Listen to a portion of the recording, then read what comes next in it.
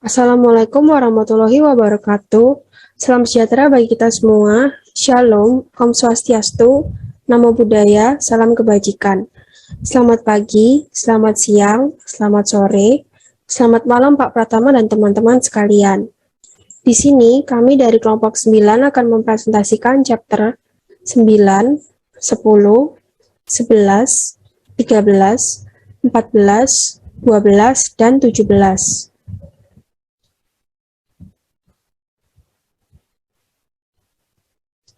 Berikut merupakan nama anggota kelompok 9. Ada saya sendiri, Keisha, dengan NPM 200810100258. Ali Badr Adin dengan NPM 200810101227. Ferry Almas Aryansyah dengan NPM 200810101017. Dan Mokvandre Rega Herwanto dengan NPM 200810101253. Pertama-tama, kami akan membahas chapter 9, Main Memory.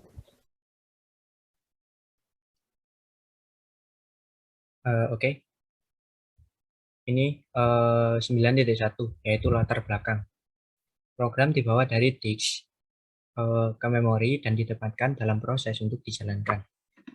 Memori utama atau main memory dan register adalah penyimpanan yang dapat diakses CPU secara langsung. Memori utama dapat mengambil banyak siklus, yang kemudian dapat menyebabkan kemacetan. Kemudian cache berada di antara memori utama dan register CPU.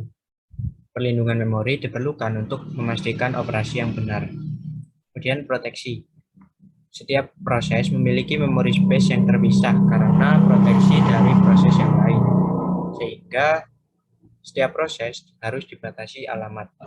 Representasi alamat sebuah proses di memori yaitu pertama base, yaitu alamat awal, kemudian limit, yaitu jangkauan alamat. Kemudian address binding data dan instruksi ke memori. Pengikatan data dan instruksi dilakukan pada beberapa fase. Yang pertama, fase kompilasi atau compile time, kemudian fase load atau load time, kemudian fase eksekusi atau execution time.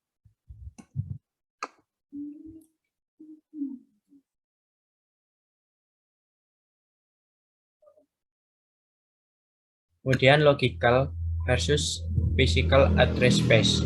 Terdapat dua jenis alamat memori. Yang pertama yaitu logical address atau alamat yang digenerate oleh CPU atau satu proses atau program. Kemudian physical address atau alamat fisik, yaitu alamat fisik yang dilihat dari sudut pandang main memory atau semua proses atau program. Logical address yaitu physical address binding pada fase kompilasi atau load. Kemudian Memory Management Unit atau MMU. Logical address perlu dipetakan ke physical address. Untuk melakukan pemetaan saat runtime dibutuhkan hardware MMU. Metode sederhana dengan relocation register. Physical address yaitu logical address plus relocation register. Dapat dilihat pada gambar di samping. Kemudian dynamic loading dan dynamic linking. Dynamic loading adalah sebuah routine atau fungsi akan di-load ke memori yang hanya jika dipanggil. Kemudian dynamic linking yaitu sistem library yang dihubungkan saat dieksekusi.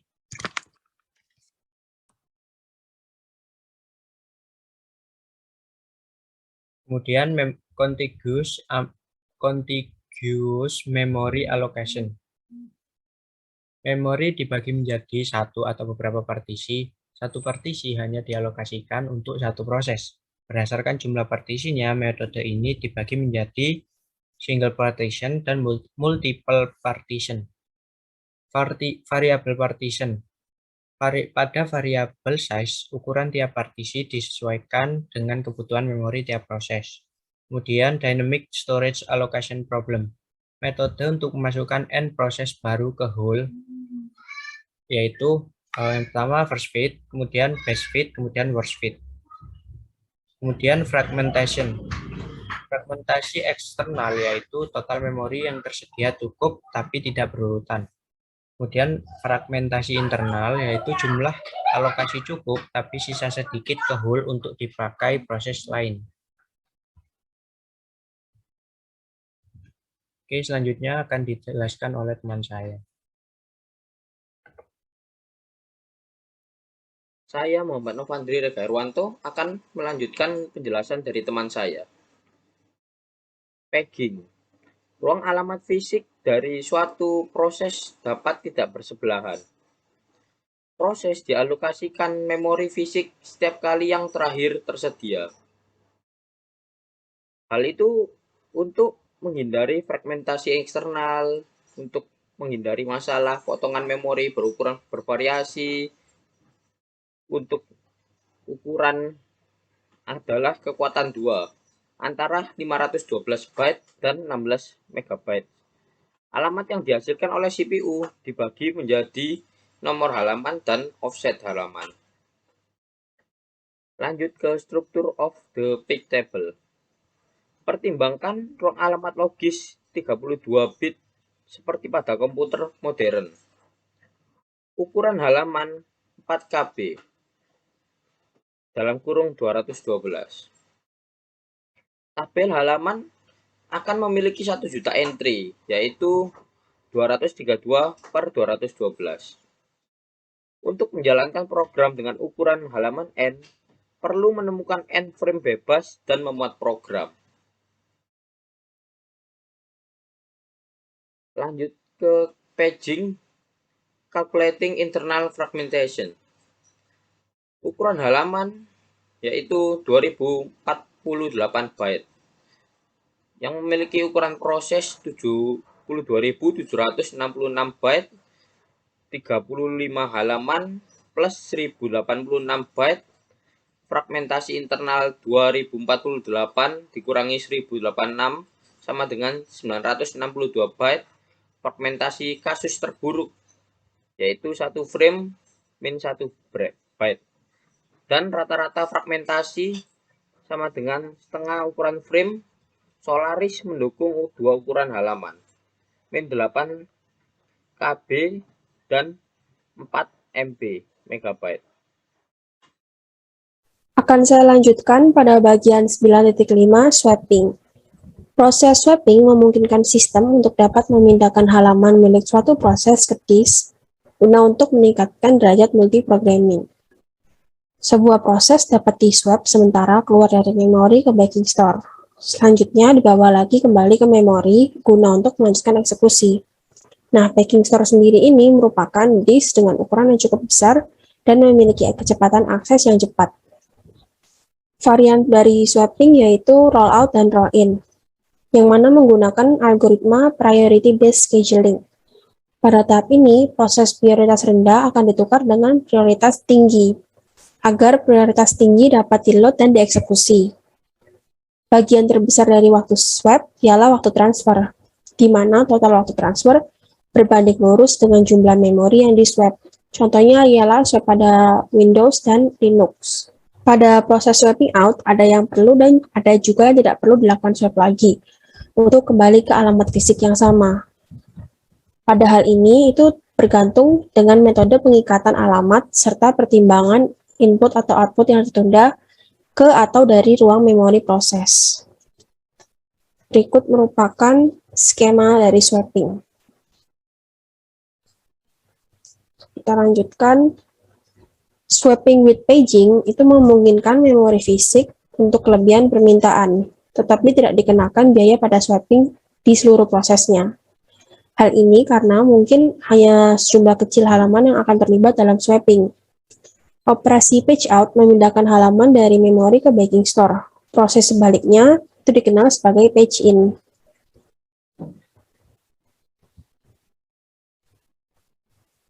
Berikut merupakan gambar swapping with paging. Lanjut pada swapping on mobile system, itu biasanya tidak mendukung swapping dalam bentuk apapun, dikarenakan memiliki sedikit ruang, jumlah write cycles yang terbatas, dan lainnya. Akan saya lanjutkan ke bagian selanjutnya, yaitu bagian 9.6, Example Intel 32 and 64-bit Architectures. Arsitektur Intel 32-bit memiliki dua tingkat table page dan mendukung ukuran page 4KB atau 4MB. Arsitektur ini juga mendukung ekstensi alamat page yang memungkinkan prosesor 32-bit mengakses ruang fisik yang lebih besar daripada 4 GB. Arsitektur x8664 ialah arsitektur 64-bit yang menggunakan paging hierarkis.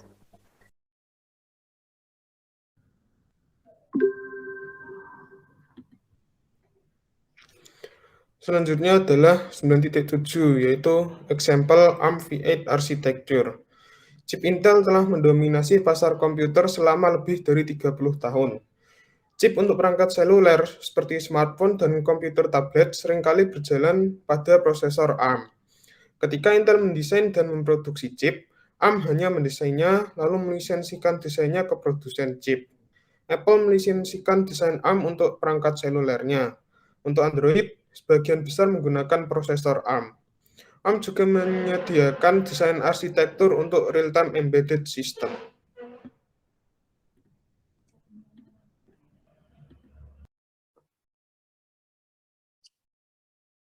Baik, selanjutnya yaitu chapter ke-10, yaitu tentang virtual memory. Virtual memory mengabstraksi physical memory ke dalam susunan penyimpanan array seragam yang sangat besar. Virtual memory sendiri merupakan pemisah antara logical memory dan physical memory. Program, baik itu instruksi atau data, harus dibawa ke physical memory agar bisa dieksekusi oleh CPU. Kode harus ada di dalam memori untuk dieksekusi, tetapi seluruh program jarang digunakan. Keuntungan dari virtual memory yaitu membutuhkan lebih sedikit input atau output untuk load sebuah proses. Ukuran dari logical space bisa lebih besar dari ukuran physical address space. Hanya beberapa bagian dari program yang di-load ke memori, dan proses dapat berbagi memori, dan proses juga dapat dibuat lebih efisien.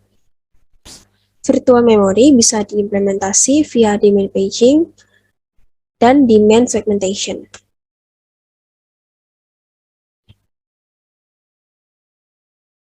Berikut merupakan gambar virtual memory yang lebih besar daripada physical memory.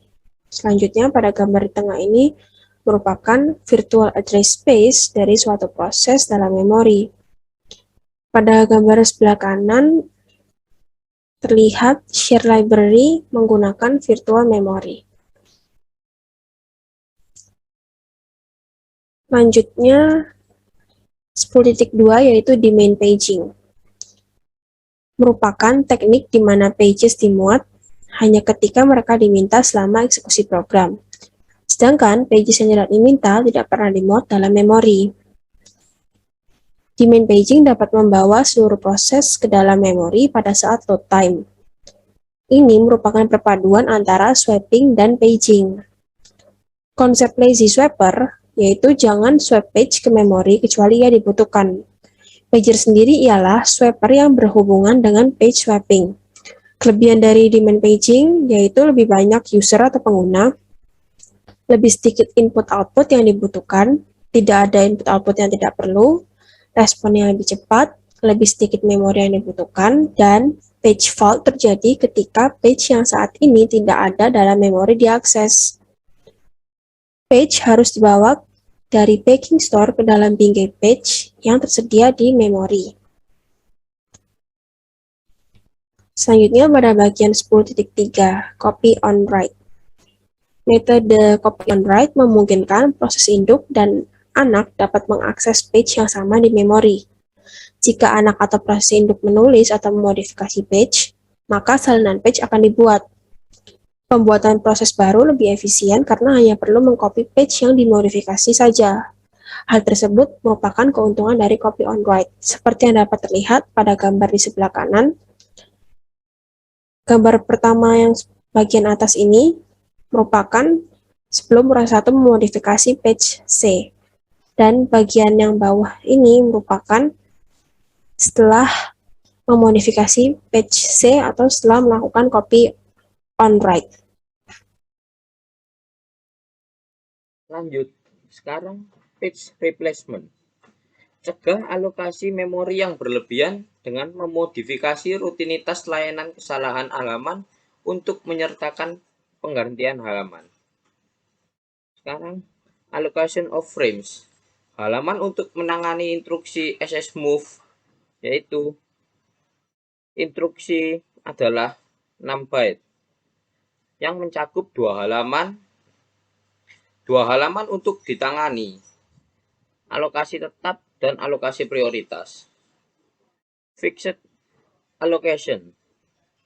Simpan beberapa sebagai kumpulan buffer bingkai gratis. Dinamis sebagai tingkat multiprogramming.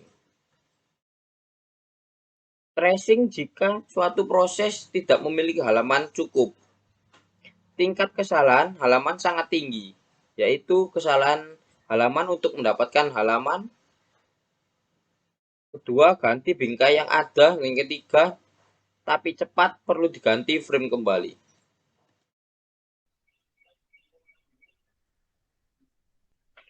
Selanjutnya adalah 10.7, yaitu memory compression. Daripada mengeluarkan frame yang telah dimodifikasi untuk menukar space, beberapa frame dikompres menjadi satu frame yang memungkinkan sistem untuk mengurangi penggunaan memori tanpa beralih ke halaman bertukar. Perhatikan gambar berikut. Misal jumlah frame bebas berada di bawah ambang batas tertentu yang memicu penggantian page. Algoritma penggantinya memilih 4 frame, yaitu 15, 3, 35, dan 26 untuk ditempatkan pada daftar frame bebas. Yang pertama adalah menempatkan frame tersebut pada daftar modifikasi frame yang nantinya akan ditulis ke ruang swap, membuat frame tersedia untuk daftar frame bebas. Selanjutnya 10.8 yaitu allocating kernel memory. Saat dalam mode pengguna meminta memori tambahan, page dialokasikan dari daftar frame page gratis yang dikelola oleh kernel. Body system yaitu mengalokasikan memori dari segmen ukuran tetap yang terdiri dari page yang berdekatan secara fisik. Lalu ada slab allocation yang terdiri dari satu atau lebih halaman yang berdekatan secara fisik. Ini adalah di kiri terdapat tadi sistem allocator, dapat dilihat gambarnya, dan di sebelahnya lagi ada slab allocator. Selanjutnya adalah 10.9, yaitu order considerations. Yang pertama ada pre-paging, yaitu mengurangi banyaknya kesalahan page yang terjadi pada proses startup. Bila page yang telah disiapkan tidak terpakai, maka ia dan memori akan terbuang sia-sia. Selanjutnya yaitu page size. Pemilihan harus mempertimbangkan fragmentation, page table size, resolution, dan hal yang lain. Selanjutnya ada TLB reach, yaitu mengacu pada jumlah memori yang dapat diakses dari TLB dan hanya jumlah entry dikalikan dengan page size. Selanjutnya ada program structure, seperti yang ada di sini.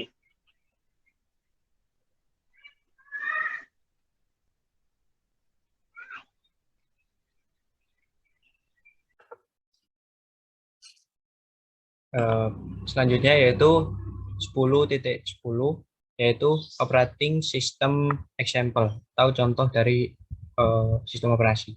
Pertama pada Windows yaitu menggunakan permintaan paging dan clustering. Kemudian proses ditugaskan working set minimum dan working set maksimum. Working set minimum adalah jumlah minimum halaman yang proses dijamin ada di memori. Kemudian suatu proses dapat ditetapkan sebanyak halaman hingga set kerjanya maksimum. Ketika jumlah memori bebas dan sistem turun di bawah ambang batas, pemangkasan set kerja dilakukan untuk mengembalikan jumlah memori bebas.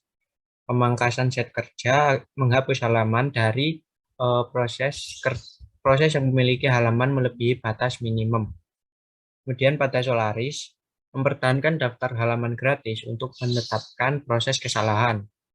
Loss free yaitu parameter ambang atau jumlah memori bebas untuk memulai halaman. Dash free yaitu parameter ambang untuk meningkatkan paging.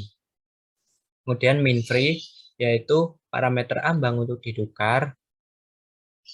Kemudian paging dilakukan dengan proses page out. Scan rate adalah tingkat di mana halaman dipindai lambat ke cepat.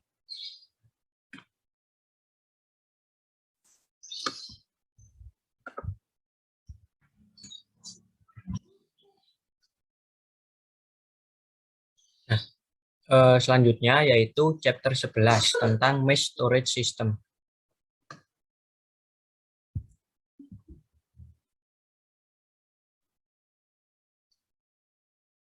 Nah, selanjutnya yaitu overview of mesh storage structure atau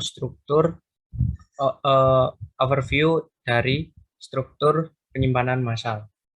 Penyimpanan sekunder pada komputer modern yaitu HDD atau hard disk dan NVM atau memori non volatil.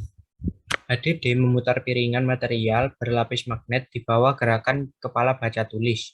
Kemudian disk dapat dilepas. Gambar di bawah yaitu mekanisme gerakan kepala dari HDD. Kemudian perangkat memori non volatil. Jika seperti disk drive yaitu dinamakan SSD. SSD ini lebih handal dari HDD, kemudian lebih mahal dan cepat, namun kapasitasnya kurang. Busnya juga bisa terlalu lambat, kemudian tidak ada latensi rotasi, kemudian membaca dan menulis dengan penambahan halaman, tetapi tidak dapat menimpa di tempat.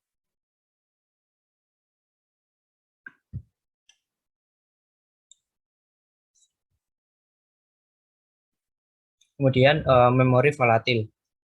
DRAM digunakan sebagai perangkat penyimpanan massal. Drive RAM memblokir perangkat, kemudian digunakan sebagai penyimpanan sementara berkecepatan tinggi. Struktur disk. Disk drive dialamatkan sebagai array satu dimensi besar dari blok logis atau unit terkecil dari transfer. Array blok logika satu dimensi dipetakan ke dalam sektor-sektor disk yang secara berurutan. Kemudian lampiran disk, penyimpanan yang terpasang pada host diakses melalui port input yang berbicara dengan bus input-output. Beberapa bus tersedia termasuk ATA, SATA, eSATA, SAS, USB, dan FC. Yang paling umum merupakan SATA. Karena non-volatile memory lebih cepat daripada HDD, antarmuka atau interface cepat baru untuk non-volatile memory disebut NVMe Express atau disingkat dengan NVMe.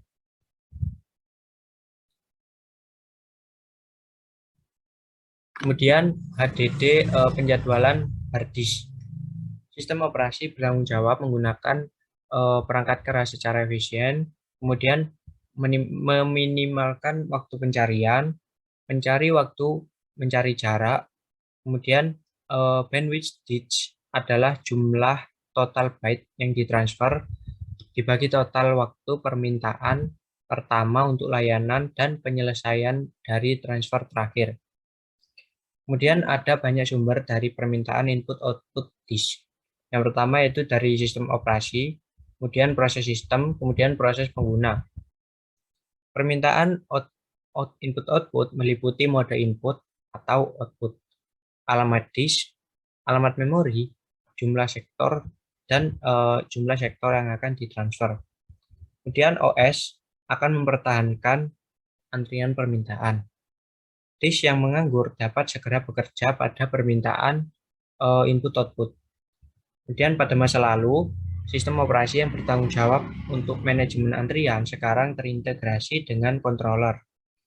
Pengontrol drive memiliki buffer yang kecil. Oke, selanjutnya akan dijelaskan oleh teman saya. Selanjutnya yaitu 11.3 NVM scheduling. Perangkat NVM tidak menggunakan kepala disk yang bergerak dan biasanya menggunakan polisi FCFS sederhana. Walaupun begitu, masih ada ruang untuk pengoptimalan. Perilaku perangkat NVM menunjukkan bahwa waktu yang dibutuhkan untuk layanan membaca itu seragam. Tetapi karena sifat memori flash, waktu tulis tidak seragam. Dalam rel 7 NUC tidak ada penjadwalan digunakan, tetapi permintaan LBA yang berdekatan digabungkan. Lalu NVM itu terbaik di I/O acak dan sedangkan HDD di sekuensial. Lalu throughput bisa serupa, operasi input-output per detik lebih tinggi dengan NVM, dan amplifikasi tulis dapat menyebabkan menurunkan keunggulan kinerja.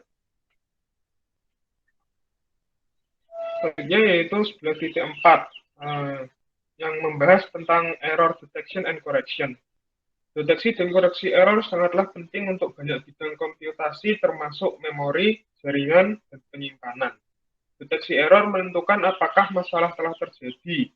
Bila terdeteksi ada kesalahan, maka dapat menghentikan operasi.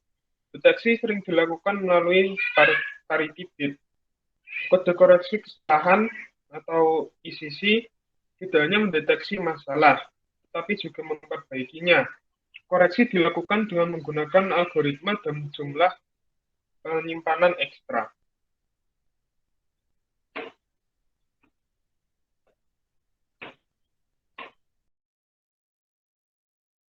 Lanjut ke storage device management. Pemformatan tingkat rendah atau pemformatan fisik membagi disk ke dalam sektor-sektor yang dapat dibaca dan ditulis oleh pengontrol disk. Setiap sektor dapat menyimpan informasi header, plus data, plus kode, koreksi kesalahan. Biasanya 512 byte data, tetapi dapat dipilih. Dan memiliki pemformatan yang logis. Lanjut ke swap space management. Swap space management digunakan untuk memindahkan seluruh proses swapping atau halaman paging dari DRAM ke penyimpanan sekunder ketika DRAM tidak cukup besar untuk semua proses. Kemudian akan saya lanjutkan pada bagian 11.7 storage attachment. Yang pertama ada host attached storage, merupakan mesh storage yang dipasang pada host tunggal dan dapat diakses dari port input atau output yang tersambung ke bus input atau output. Contohnya ada SCSI, SATA, ATA, dan fabricable. Berikut merupakan gambar dari host attached storage. Selanjutnya yang kedua ada network attached storage, yaitu beberapa host terhubung lewat jaringan komputer dan berbagi storage yang dipunyai. Mempunyai protokol TCP, UDP, IP. Komunikasinya lewat RPC. Berikut merupakan tampilan gambar dari network attached storage. Di sini NAS, LAN atau WAN, dan ini klien. Selanjutnya yang ketiga ada cloud storage. Cloud storage ini mirip dengan network attached storage. Dia menyediakan akses ke penyimpanan di seluruh jaringan, tapi tidak seperti NAS. Penyimpanannya diakses melalui internet atau WAN lain ke pusat data jarak jauh yang menyediakan penyimpanan dengan biaya. Bahkan biayanya ini bisa gratis. Selanjutnya yang terakhir ada storage area network dan storage array. SAN storage terhubung oleh fiber channel. Data yang disimpan akan didistribusikan ke anggota SAN. Nah, melalui storage array, beberapa mesh storage ini dapat dihubungkan membentuk satu kesatuan storage. Fiturnya ada snapshot, replikasi, deduplikasi, distribusi, dan juga memiliki kemampuan dalam menggabungkan banyak disk atau bisa sharing storage. Contohnya ada RAID, SAN, NAS. Akan saya lanjutkan pada bagian 11.8 RAID structure. Beberapa disk drive memberikan keandalan melalui redundansi atau penumpukan data. Teknologi ini mereplikasi atau membagi data ke dalam beberapa hard disk terpisah.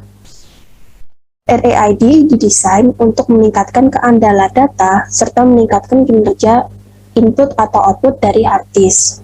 Digunakan dalam meningkatkan waktu rata-rata kegagalan dan mengimplementasikan fitur toleransi kesalahan pada media penyimpanan di komputer. Berikut merupakan gambar dari RAID levels.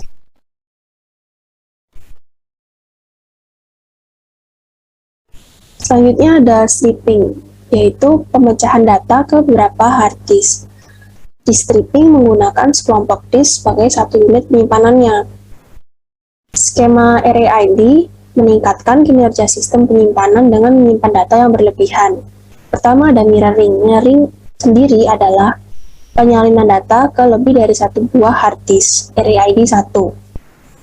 Strip mirror itu adalah RAID 1 plus 0. Ini merupakan kebalikan dari mirror strip, RAID 0 plus 1. Lalu ada block interleave parity. Block interleave parity ini digunakan pada RAID level 4, 5, dan 6. Lalu teknik fault tolerance. Teknik fault tolerance ini adalah teknik di mana redundansi data disimpan untuk mengizinkan kesalahan atau masalah dapat dideteksi dan mungkin dikoreksi. Pada tampilan gambar di bawah ini, RAID 0 plus 1 yaitu sekumpulan disk di strip, lalu strip tersebut di mirror ke disk yang lain dan akan menghasilkan strip data yang sama. Sedangkan RAID 1 plus 0 disknya di mirror secara berpasangan. Hasil pasangan mirrornya di strip.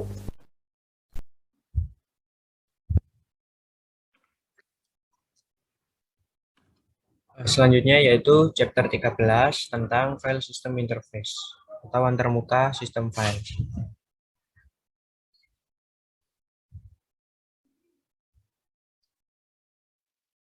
Oke, selanjutnya yaitu file concept atau konsep file.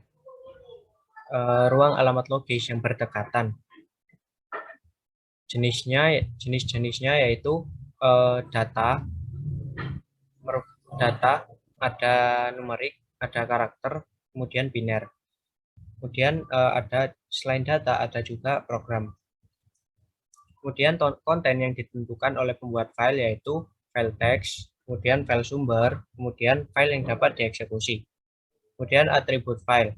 Pertama yaitu nama. Kemudian nama itu adalah informasi yang disimpan dalam bentuk yang dapat dibaca oleh manusia.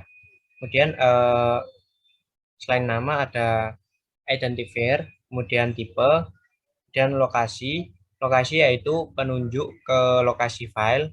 Kemudian ada ukuran, yaitu ukuran file. Kemudian ada proteksi.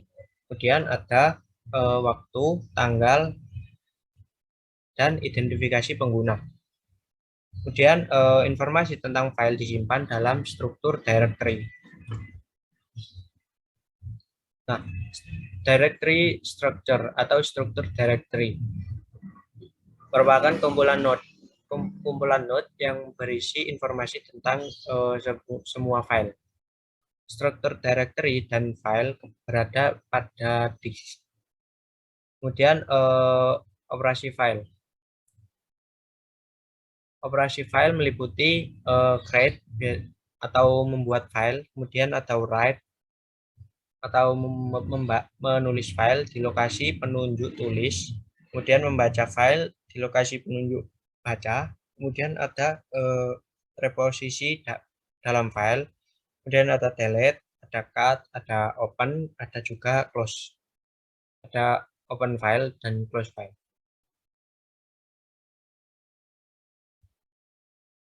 Nah, open file. Pada beberapa bagian data diperlukan untuk mengelola file yang terbuka. Meliputi tabel file terbuka, penunjuk file, file open count, lokasi disk file, kemudian hak akses. Kemudian penguncian file. Penguncian file ini disediakan oleh beberapa sistem operasi dan sistem file. Mirip dengan kunci pembaca menulis. pembaca dan penulis. Kunci bersama mirip dengan kunci pembaca, kemudian kunci eksklusif mirip dengan kunci penulis. Remediasi akses ke file, kemudian mandatory atau advisory, kemudian file logging example menggunakan Java API. Oke, selanjutnya akan dijelaskan oleh teman saya. Kemudian akan saya lanjutkan pada bagian 13.2 Access Method. Files menyimpan informasi. Saat digunakan, informasi tersebut harus diakses dan dapat dibaca ke dalam memori komputer. Sequential access dilakukan secara berurut berdasarkan logical urutan byte dari file. Akses searah perlu di-rewind jika ingin mengakses data sebelumnya. Berikut merupakan operasi dari sequential access dan ini adalah penggambarannya. Selanjutnya, direct access dapat dilakukan pada posisi mana saja dalam file. File terdiri dari catatan logis dengan panjang tetap yang memungkinkan program membaca dan menulis catatan dengan cepat tanpa urutan tertentu. Ini adalah operasinya, dan ini merupakan simulasi sequential access pada direct access file. Sedangkan other access methods dapat dibangun di atas direct access methods. Umumnya melibatkan pembangunan indeks untuk file.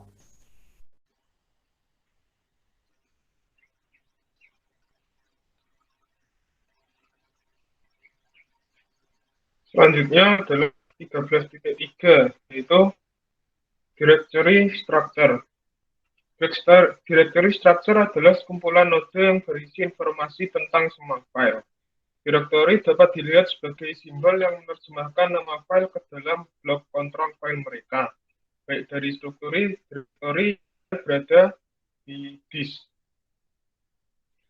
Saat mempertimbangkan struktur directory, perlu diingat operasi yang akan dilakukan pada directory. Ada pencarian suatu file, pembuatan file, penghapusan file, directory, penggantian nama file, dan lintasi sistem file. Directory diatur secara logis untuk mendapatkan efisiensi atau menemukan file dengan cepat, lalu naming atau nyaman bagi pengguna, dan grouping atau kelompokan logis file berdasar properti. Ada beberapa tingkatan directory. Yang pertama ada single level directory, yang merupakan struktur paling sederhana, memiliki batasan di naming dan grouping problem. Berikut adalah gambarnya. Yang selanjutnya ada two level directory, yang merupakan setiap user memiliki directory file pengguna atau UFD, jadi bisa memiliki nama file yang sama untuk beda pengguna. Namun, batasan dari level ini adalah tidak memiliki kemampuan grouping. Dapat dilihat, itu adalah grafiknya. Level selanjutnya tree structured directory. Ini memungkinkan user untuk membuat subdirectory mereka sendiri dan mengatur nama file sesuai mereka sendiri, sesuai pengguna. Itu adalah grafiknya, dapat dilihat. Lalu yang selanjutnya adalah acyclic grep directory, sebuah acyclic grep yang memungkinkan directory untuk berbagi subdirectory dan file. Di bawah dapat dilihat bentuk grafiknya.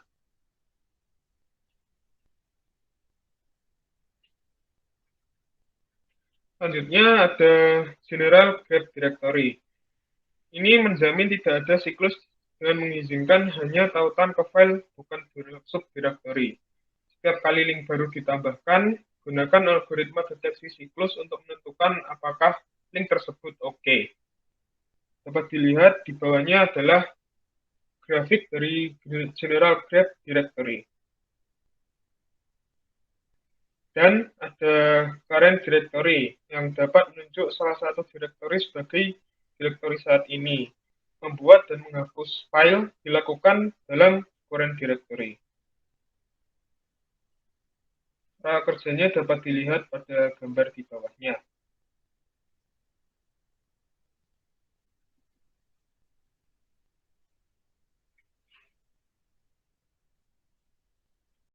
Selanjutnya, bagian 13.4 Protection. Protection dapat disediakan dalam banyak cara.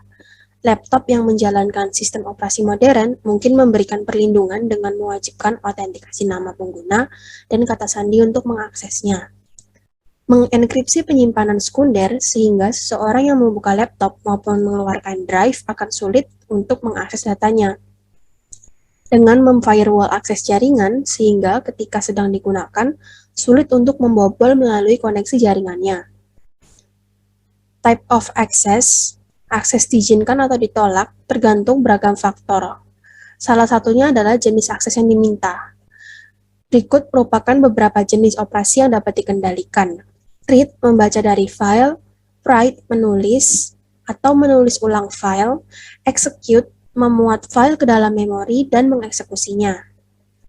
Protection hanya diberikan pada tingkat yang lebih rendah untuk banyak sistem. Fungsi tingkat yang lebih tinggi mungkin akan diimplementasikan oleh program sistem yang membuat panggilan sistem tingkat lebih rendah.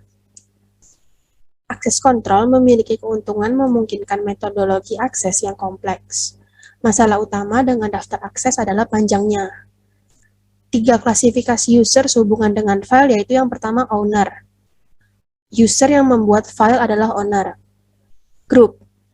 Grup ini adalah sekumpulan user yang berbagi file dan memerlukan akses serupa other, yaitu semua user lain dalam sistem. Berikut merupakan tampilan gambar, yaitu other protection approach. Untuk masalah perlindungan adalah dengan mengaitkan kata sandi dengan setiap file. Ini adalah gambar Windows 10 Access Control List Management. Lanjut ke memory mapped files. Ada satu metode lain untuk mengakses file dan sangat umum digunakan. Pertimbangkan pembacaan file secara berurutan pada disk menggunakan panggilan sistem standar, yaitu open, read, dan write. Setiap akses file memerlukan panggilan sistem dan akses disk. Pemetaan memori file dilakukan dengan memetakan blok disk ke halaman dalam memori. Baca dan tulis berikutnya ke file ditangani sebagai akses memori rutin. Selanjutnya, share memory in the Windows API.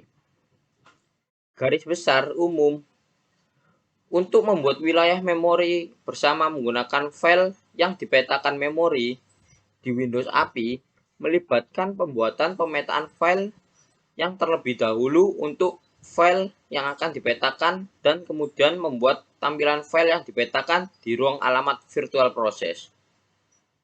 Gambar berikut ini adalah proses share memory in the Windows API.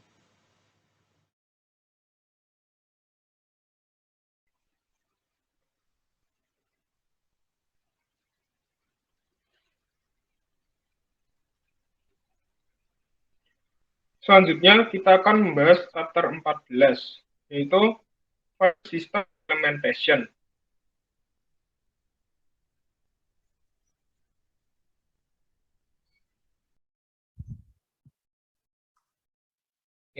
Selanjutnya yaitu struktur file system atau sistem file.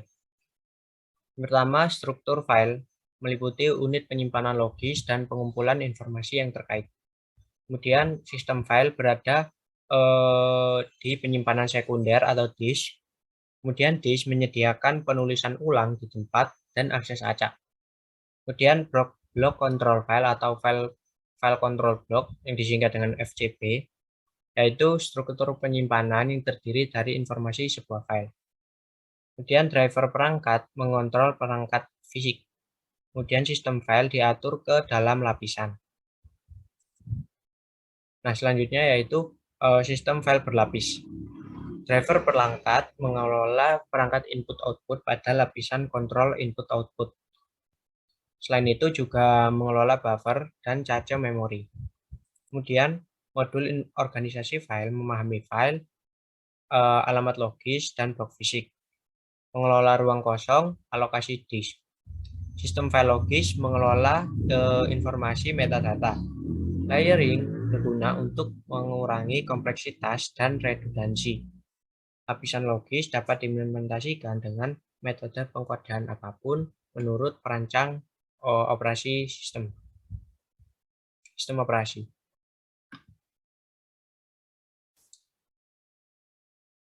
Kemudian sistem operasi file. Sistem operasi file memiliki panggilan sistem di tingkat API yang diimplementasikan fungsinya pada struktur dalam disk dan dalam memori.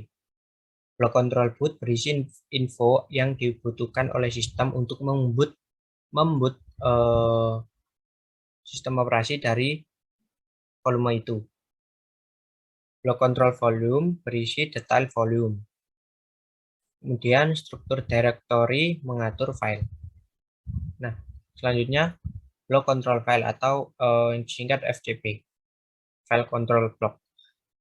OS memelihara FCP per file yang berisi banyaknya detail tentang berkas yang biasanya nomor inode, izin, ukuran tanggal. Kemudian in memory file system structure atau struktur file system dalam memori. Mount table penyimpanan sistem file mount.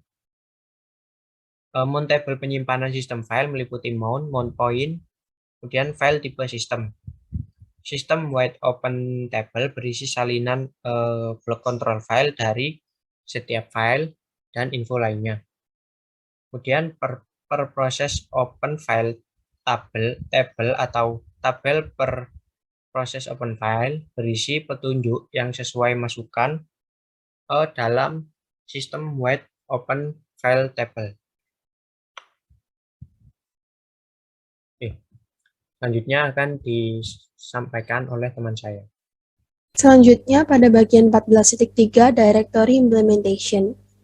Dalam pemilihan algoritma Directory Allocation dan Directory Management memberikan dampak pada performa keandalan sistem file maupun efisiensi. Terdapat dua metode, yaitu metode linear list dan metode hash table. Metode linear list adalah metode yang paling sederhana dalam mengimplementasikan sebuah directory untuk berbagai jenis operasi seperti create, delete, dan reuse. Dengan menggunakan daftar nama file yang linear dengan pointer ke sebuah blok data. Tetapi terdapat kekurangan pada metode ini, yaitu waktu pencarian nama file yang membutuhkan waktu lama. Metode hash table adalah metode yang menggunakan daftar linear yang berisikan daftar entry directory. Table hash menggunakan nilai yang dihitung dari nama file, yang mana menghasilkan pointer ke nama file dalam daftar linear. Hal ini akan mengurangi waktu pencarian nama file di tabel linear.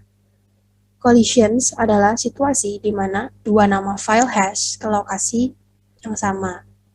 Pada metode hash table, akan lebih baik jika entry berukuran tetap atau menggunakan metode chain overflow. Selanjutnya pada bagian 14.4 yaitu allocation methods.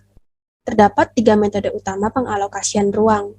Di antaranya yaitu contiguous allocation, link allocation, index allocation. Pada hal ini permasalahan utamanya adalah bagaimana mengalokasikan ruang untuk file agar dapat diakses dengan cepat dan efektif. Pada contiguous allocation, setiap file menempati sekumpulan blok yang berurutan atau linear di dalam disk. Jumlah pencarian disk yang dibutuhkan untuk mengakses alokasi file yang berurutan menjadi kecil.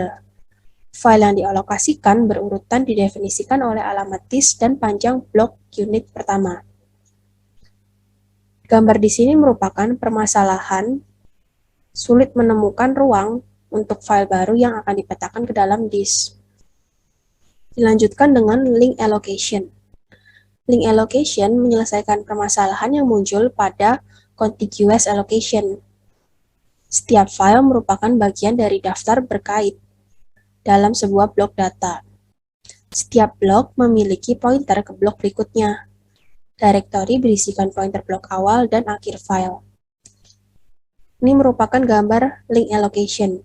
Permasalahannya hanya efektif jika file yang memiliki akses berurutan atau sequential access. Selanjutnya, index allocation.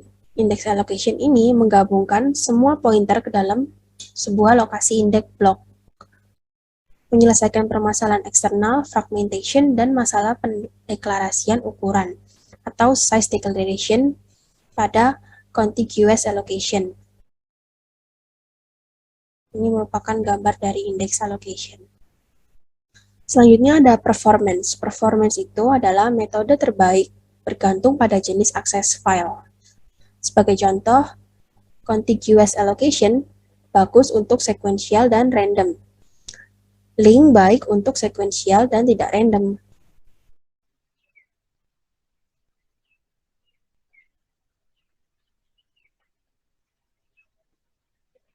Selanjutnya adalah 14.5 yang akan membahas free space management.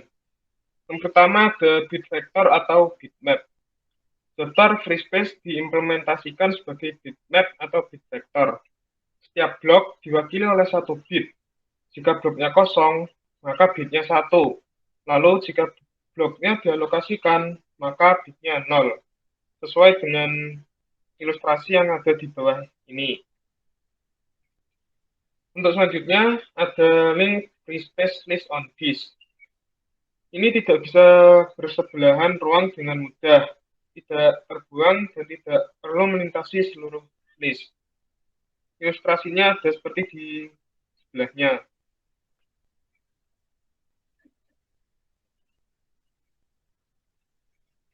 Kita lanjut ke grouping. Modifikasi dari link list untuk menyimpan alamat min1 blok kosong berikutnya di blok kosong pertama. Ditambah penunjuk ke blok berikutnya yang berisi penunjuk blok kosong. Selanjutnya ada counting. Karena space sering digunakan dan dibebaskan secara berdekatan dengan alokasi, perluasan atau kelompokan yang berdekatan. Menyimpan alamat blok kosong pertama dan menghitung blok kosong lanjutan. Untuk yang selanjutnya ada space maps. Digunakan dalam ZFS. ZFS adalah sistem file yang dirancang untuk mencakup sejumlah besar file, directory, dan file system. Space maps membagi ruang perangkat menjadi unit metaslab dan pengelolanya. Dan selanjutnya ada trimming unused blocks.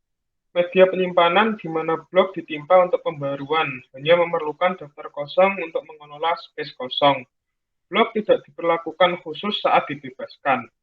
Blok yang dibebaskan menyimpan datanya hingga ditimpa ketika blok dialokasikan. Selanjutnya adalah 14.6 yang akan membahas efisiensi and performance. Efisiensi itu bergantung pada alokasi disk dan algoritma directory, jenis data yang disimpan dalam entry directory file, dan yang lain-lain, dan ketentuan yang lain. Lalu untuk performance, itu menjaga data dan metadata berdekatan.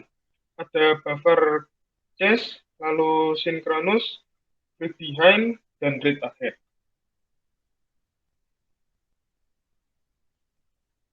Ini ada page chase. Men-chase halaman daripada block disk menggunakan teknik virtual memory dan addresses. Ini ada grafik tentang I/O tanpa unified buffer chase. Coba dilihat grafiknya di sebelah kanan. Lalu selanjutnya ada unified buffer chase. Ini menggunakan chase halaman yang sama untuk men-chase halaman yang dipetakan memori dan I/O sistem file biasa untuk menghindari chasing ganda. Dan di bawahnya ini kita bisa melihat grafik I/O yang menggunakan unified buffer chase. Dapat dilihat grafiknya berbeda dengan I/O yang tanpa menggunakan unified buffer chase.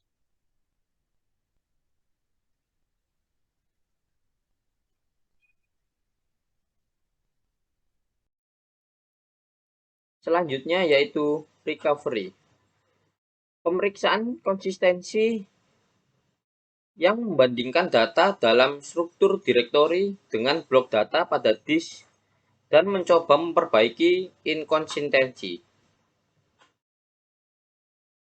Lanjut ke log struktur file system. Log struktur file system adalah sistem file terstruktur log atau penjurnalan merekam setiap pembaruan metadata ke sistem file sebagai transaksi.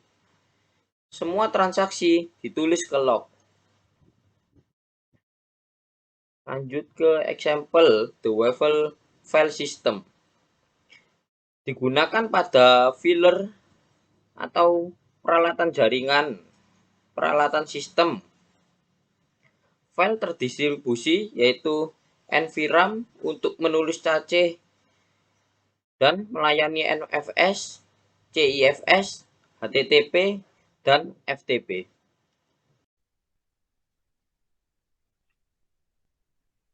Selanjutnya, kita akan membahas chapter 12.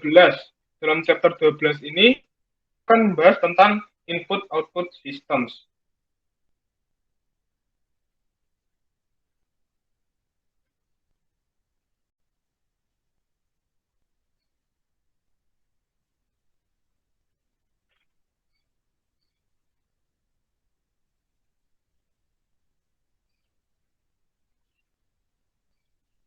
Selanjutnya adalah 12.1. Maaf, ulang-ulang. Yang pertama, kita akan membahas overview pada 12.1. Manajemen I/O adalah komponen utama dari desain dan operasi sistem operasi. Elemen hardware I/O dasar seperti port, buses, dan device controllers mengakomodasi berbagai perangkat I/O. Ada berbagai metode yang dapat dilakukan untuk mengendalikannya. Selanjutnya yaitu 12.2 atau I/O hardware. Komputer mengoperasikan banyak jenis device. Umumnya, kategori device berupa penyimpanan, transmisi, dan human interface. Sinyal dari perangkat I/O antarmuka dengan komputer seperti port, bus, controller, dan fiber channel. Device memiliki alamat yang digunakan oleh instruksi I/O langsung dan memori map I/O. Pertama adalah memory map I/O. Lokasi per device I/O di PC partial. Dapat dilihat seperti tabel yang ada di sebelahnya ini.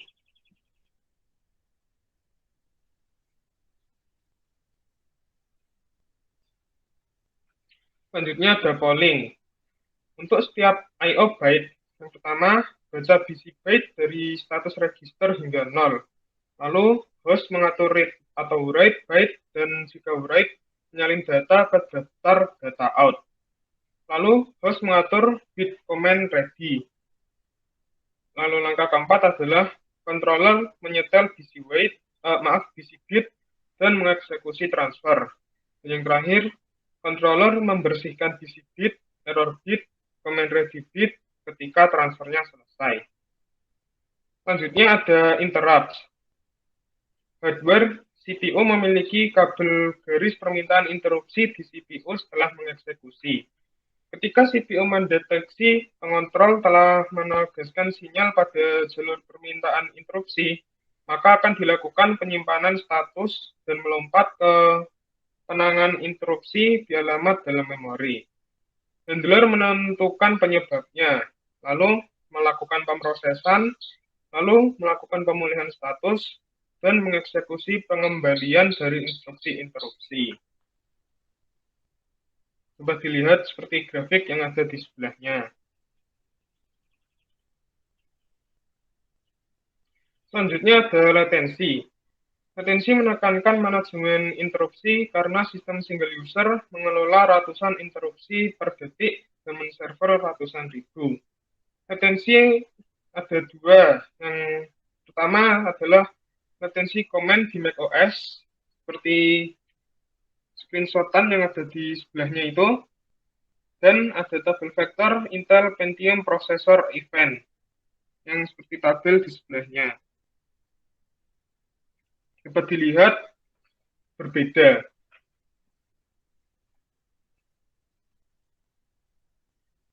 Dan yang terakhir ada Direct Memory Access atau DMA. DMA ini digunakan untuk menghindari I/O terprogram untuk pergerakan data besar. Membutuhkan pengontrol DMA, lalu melewati CPU untuk transfer data secara langsung antara I/O device dan memori. Berikut adalah proses 6 langkah untuk transfer DMA. Dapat dilihat pada grafik di bawah ini untuk lebih jelasnya.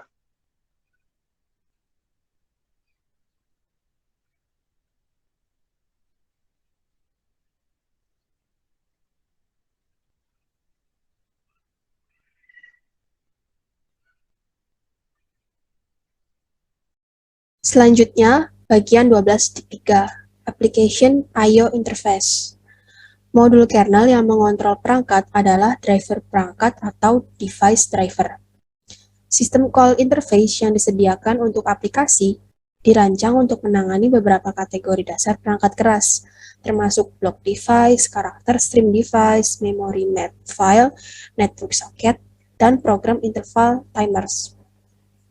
Sistem call biasanya memblokir proses yang mengeluarkannya, tetapi panggilan non-blocking dan asinkron digunakan oleh kernel itu sendiri dan oleh aplikasi yang tidak boleh tidur saat menunggu operasi input atau output selesai. Sistem call, input atau output, mengenkapsulasi device dalam kelas-kelas yang lebih umum. Device driver layer menyembunyikan perbedaan di antara input atau output controllers dari kernel. Beragam dimensi yang dimiliki device yaitu karakter stream block, sequential atau random access, shareable atau dedicate, speed atau operation, read-write, read-only, atau hanya write. Pada gambar sebelah kiri, ini merupakan kernel I/O structure. Dan pada bagian yang sebelah kanan merupakan karakteristik dari I/O device. Selanjutnya ada block and character devices. Block device interface menangkap semua aspek yang diperlukan untuk mengakses drive disk dan perangkat berorientasi blok lainnya. Lalu network devices. Network socket interface menyediakan banyak sistem operasi seperti Unix dan Windows. Beragam variasi dari blok dan karakter yang digunakan untuk interface. Dilanjut dengan clocks and timers, menyediakan elapsed timer and current time. Jika programmable interval time digunakan untuk timing, interrupt dilakukan secara periodik. Lalu non-blocking and asynchronous I/O. Blocking proses tertahan hingga I/O selesai. Kelebihannya yaitu mudah digunakan dan dimengerti. Kekurangannya terkadang tidak cocok untuk semua kebutuhan. Non-blocking I/O kembali sebanyak yang tersedia, diimplementasi melalui multithreading. Pengembalian dilakukan cepat, menghitung byte yang dibaca atau ditulis. Asinkronus, prosesnya dijalankan saat eksekusi I/O. Kelebihannya yaitu signal subsistem I/O melakukan proses ketika input atau output selesai. Kekurangannya yaitu sulit digunakan. Di sini gambar ini merupakan dua metode, yang pada bagian A ini metode sinkronus dan pada bagian B ini asinkronus. Dan yang terakhir yaitu vector I/O, memungkinkan satu sistem call melakukan beberapa proses input atau output yang melibatkan banyak lokasi. Oke, selanjutnya yaitu kernel input-output subsystem. Penjadwalan. Beberapa input-output meminta pemesanan melalui antrian per perangkat. Kemudian buffering, menyimpan data dalam memori saat mentransfer antar perangkat. Kemudian buffer ganda, yaitu 2 salinan data. Kemudian tabel status perangkat yang bisa dilihat pada gambar di bawah.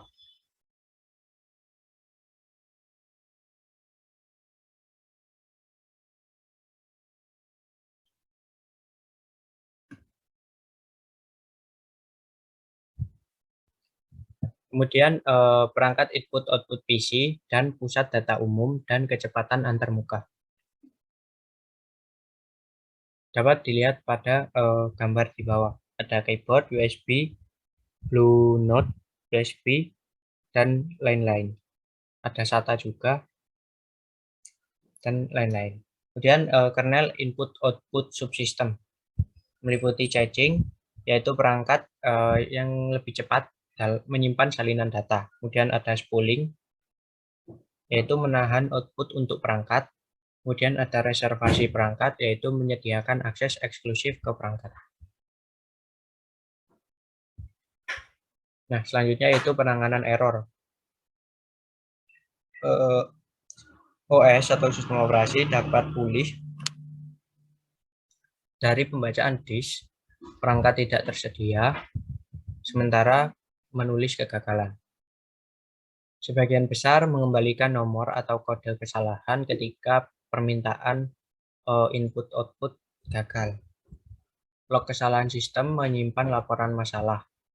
Kemudian perlindungan input-output.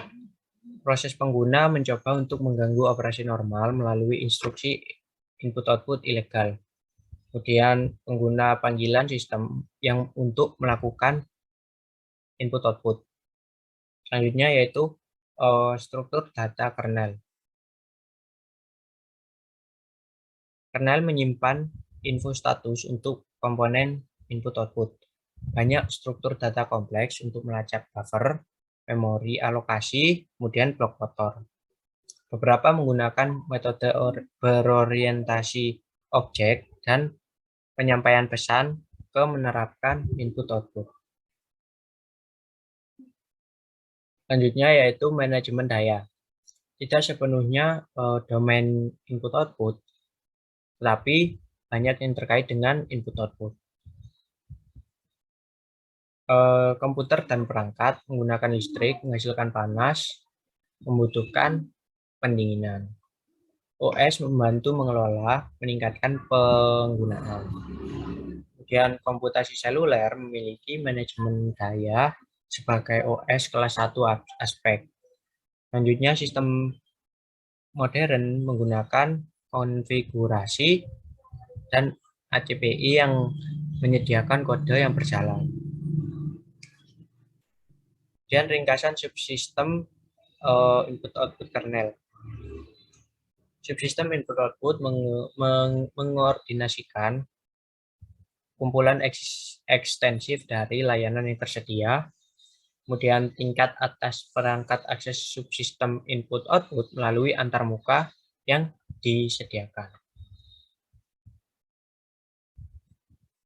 Selanjutnya yaitu transforming I/O atau input-output request to hardware operation. Pertimbangkan membaca file dari disk untuk sebuah proses. Siklus hidup permintaan output dapat dilihat pada gambar di bawah.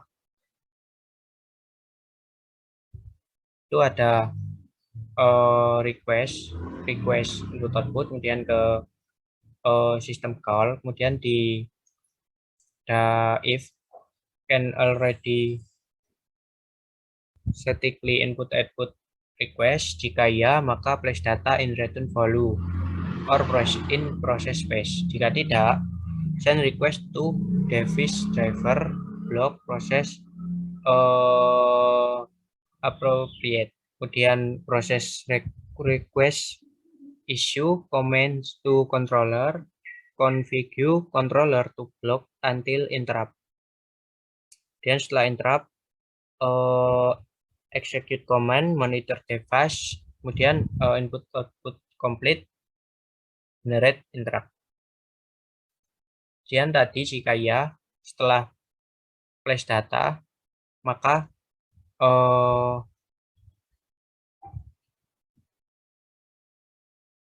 return from system call, kemudian input output complete, input data available, or output complete. Oke, selanjutnya akan dijelaskan oleh teman saya. Streams. Stream adalah saluran komunikasi duplex penuh antara proses tingkat pengguna dan perangkat di Unix System V, dan seterusnya.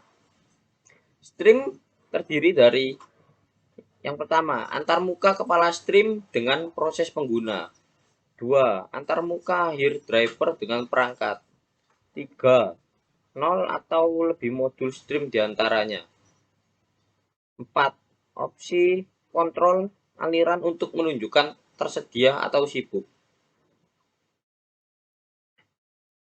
Performance. I/O faktor utama dalam kinerja sistem.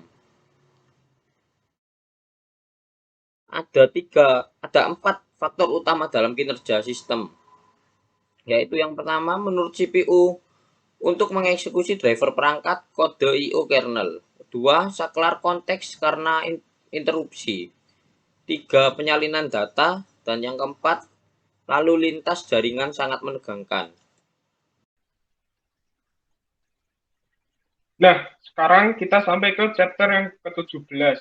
Dalam chapter 17 ini, kita akan membahas tentang protection.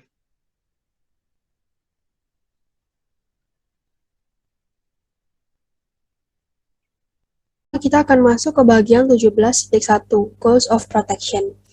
Agar tidak ada permasalahan yang timbul pada protection, maka harus memastikan bahwa setiap objek diakses dengan benar dan hanya oleh proses yang diizinkan untuk melakukannya.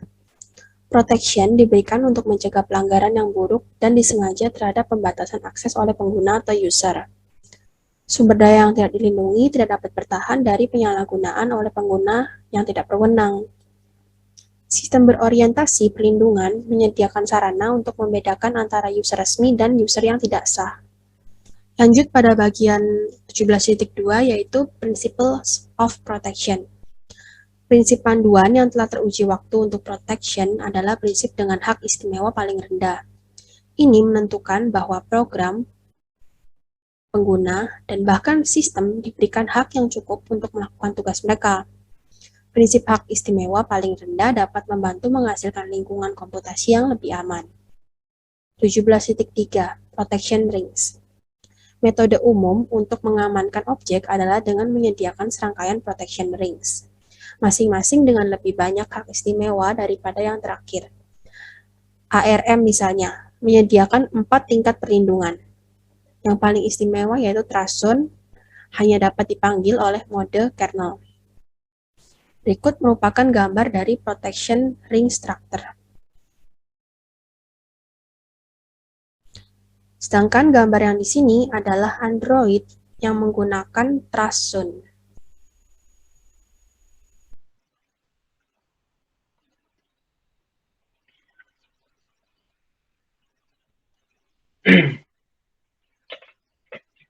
Oke, selanjutnya kita akan membahas 17.4 yang akan membahas Domain of Protection. Rings of Protection memisahkan fungsi ke dalam domain dan mengurutkannya secara hierarkis. Komputer dapat diperlakukan sebagai proses dan objek, atau hardware dan software. Implementasinya bisa via sistem operasi di protection domain.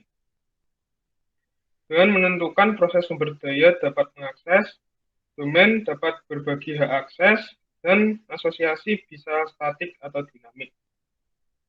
Berikut ini adalah struktur domain. Dapat dilihat seperti gambar yang sebelah. Access right, object name, right set. Well, right set is a subset of all valid operations that can be performed on the object. Lalu domain is set of access rights. Dapat dilihat diagramnya di bawahnya. Lalu implementasi domain dapat dilakukan di Unix dan Android apps IDs. Selanjutnya dalam 17.5 kita akan membahas tentang access matrix. Model umum perlindungan dapat dilihat secara abstrak sebagai matriks atau access matrix. Baris access matrix menunjukkan domain dan kolom menunjukkan objek. Akses I/J adalah himpunan operasi yang merupakan proses mengeksekusi di domain I dapat memanggil objek J. Penggunaan akses matriks. Jika proses domain DI mencoba melakukan OP pada objek OJ, maka OP harus berada dalam akses matriks. User pembuat objek dapat menentukan kolom akses untuk objek tersebut. Desain akses matriks memisahkan mekanisme dari polisi, tetapi tidak menyelesaikan masalah kurungan umum. Dapat dilihat di bawah ini adalah dua akses matriks. Yang pertama, akses matriks gambar A dengan domains as objects. Lalu yang di sebelahnya ada akses matriks dengan copyright.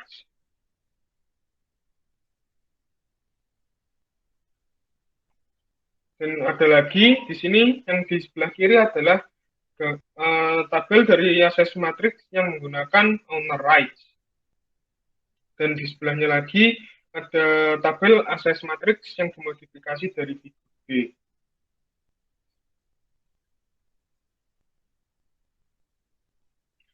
Selanjutnya dalam 17.6 kita akan membahas tentang implementation of access matrix atau implementasi dari akses matrix.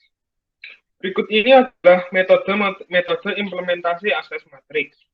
Yang pertama ada global table, lalu access list for objects, lalu capability list for domains, dan yang terakhir ada log key mechanism. Dari metode-metode tersebut, kita bisa mengkomparasi satu sama lain. Global table sangat besar dan tidak memanfaatkan pengelompokan khusus objek atau domain. Lalu untuk access list, berhubungan langsung dengan kebutuhan user, namun menentukan akses untuk setiap domain adalah sulit. Selanjutnya adalah capability list. Capability list ini tidak berhubungan langsung dengan user, tetapi berguna untuk melokalisasi informasi untuk proses tertentu.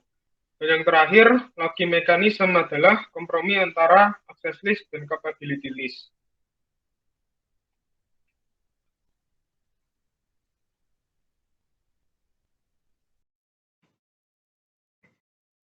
Revocation of access rights.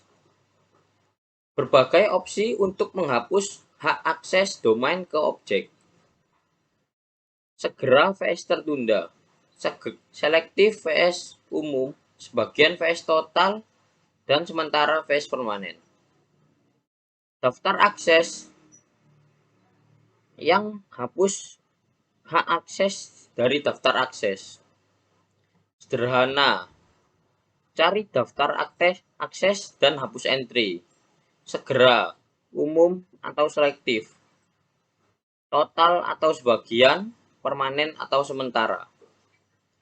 Daftar kemampuan skema yang diperlukan untuk menemukan kemampuan dalam sistem sebelum kemampuan dapat dicabut. Akuisisi kembali. Penghapusan berkala dengan persyaratan dan penolakan jika dicabut. Back pointer. Kumpulan pointer dari setiap objek ke semua kemampuan objek tersebut. Indirection. Kemampuan menunjuk ke entry tabel global yang mengarah ke objek. Menghapus entry dari tabel global, tidak selektif, atau CAL. Tombol. Bit unik yang terkait dengan kemampuan dihasilkan saat kemampuan diciptakan. Role-based access control. Role-based access control adalah perlindungan dapat diterapkan ke sumber daya non-file. Oracle Solaris 10 menyediakan kontrol akses berbasis peran atau RBAC untuk mengimplementasikan hak istimewa terkecil. Lanjut ke Mandatory Access Control atau yang biasa disebut MAC. Sistem operasi secara tradisional memiliki kontrol akses diskresioner atau DAC untuk membatasi akses ke file dan objek lain. Misalnya izin file unik dan daftar kontrol akses window atau ACL. Bentuk yang lebih kuat adalah kontrol akses wajib, yang bahkan tidak dapat dielakkan oleh pengguna root. Pada intinya, label yang ditetapkan untuk objek dan subjek termasuk proses.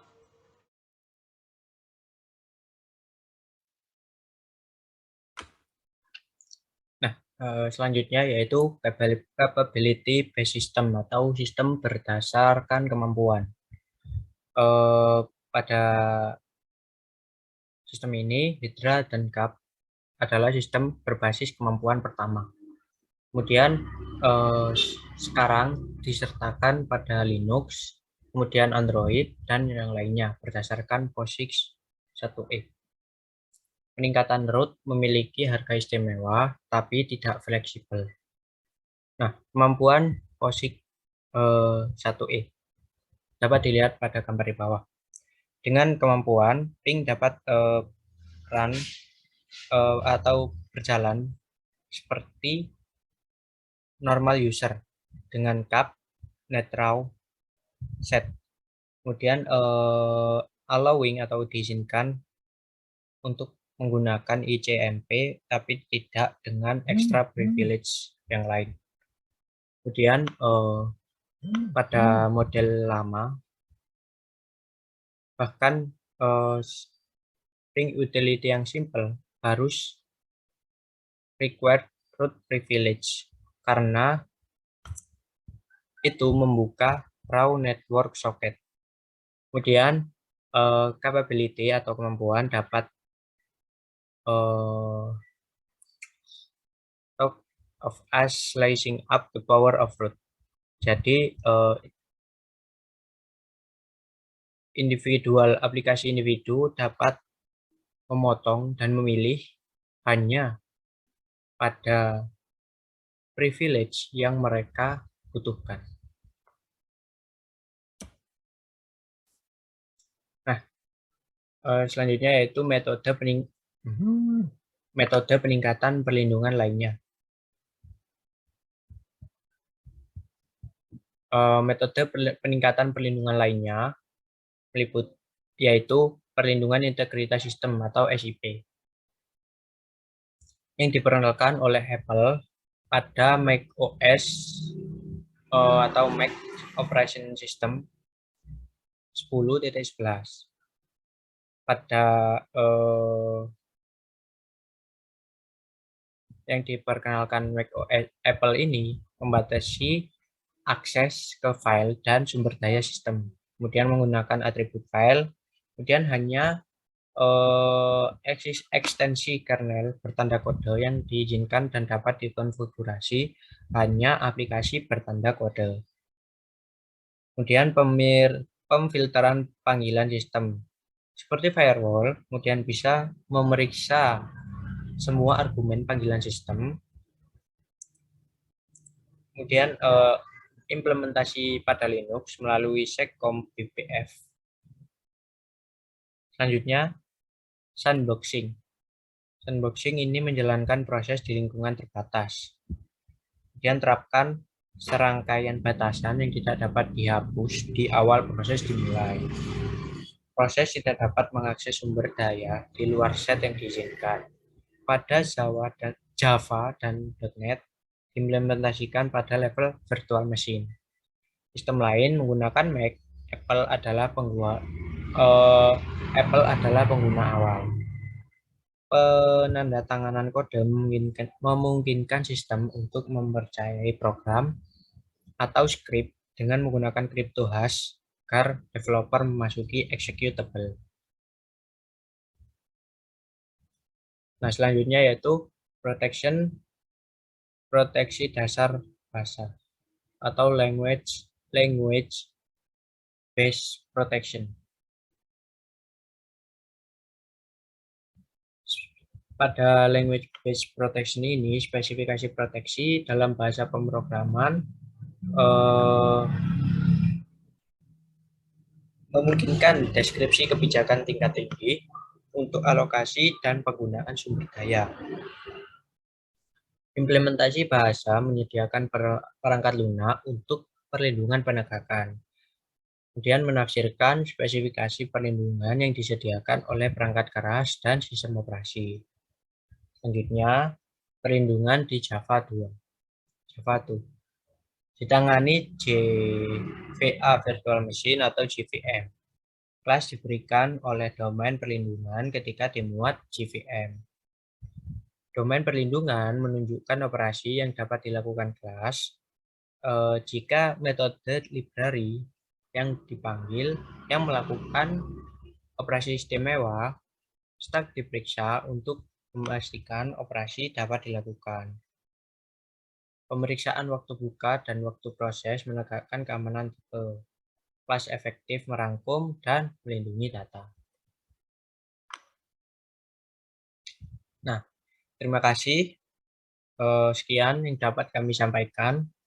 Apabila banyak kesalahan kata atau kekurangan yang kami sampaikan, kami mohon maaf sebesar-besarnya.